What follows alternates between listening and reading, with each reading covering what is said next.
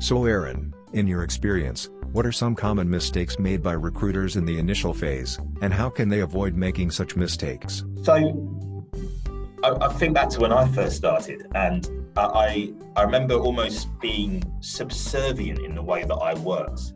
And because the person I was speaking to had a lot of years experience in their industry sector, especially when it was in the IT sector, I would take a lot of what they say on face value. I wouldn't really question any of it because they knew their job better than me. So I think when you first start out, you presume a lot, and you should never presume in this job because you should always try and learn a bit more as possible. So, when you first start, if someone gives you an answer, for example, when you ask if you can commute to a certain area, they're like, yeah, I can commute.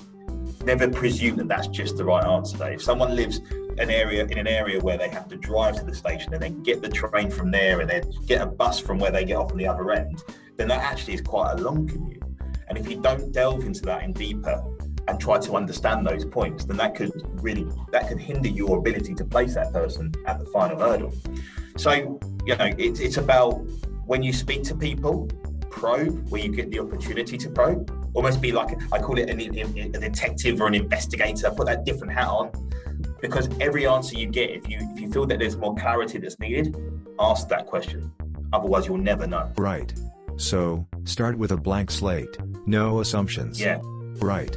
So, a follow-up question for you, Aaron. Can you share any mistake that you made that you wish you could take back? Any experience? Or did we cover it in the previous answer? No, it doesn't. So actually, that's separate from kind of that whole aspect of presuming.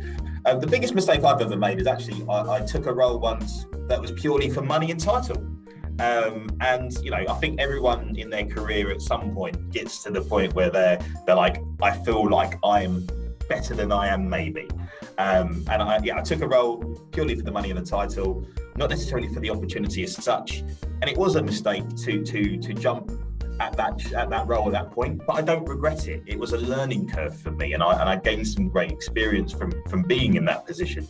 But looking back on it, I think what's important is if you feel that if you've got like flashing lights coming at you, someone's headhunting you for a role and they're saying you could be great for this position and it's more money, but you don't know if you're 100% ready for that, take your time, assess where you're at, and think about what more you can learn, because you will find your footing eventually. And I think people that are successful, who stay in recruitment companies for long periods of time, are the ones that can assess and adapt to situations, and they're patient, and they jump or they take the opportunity when the time is right.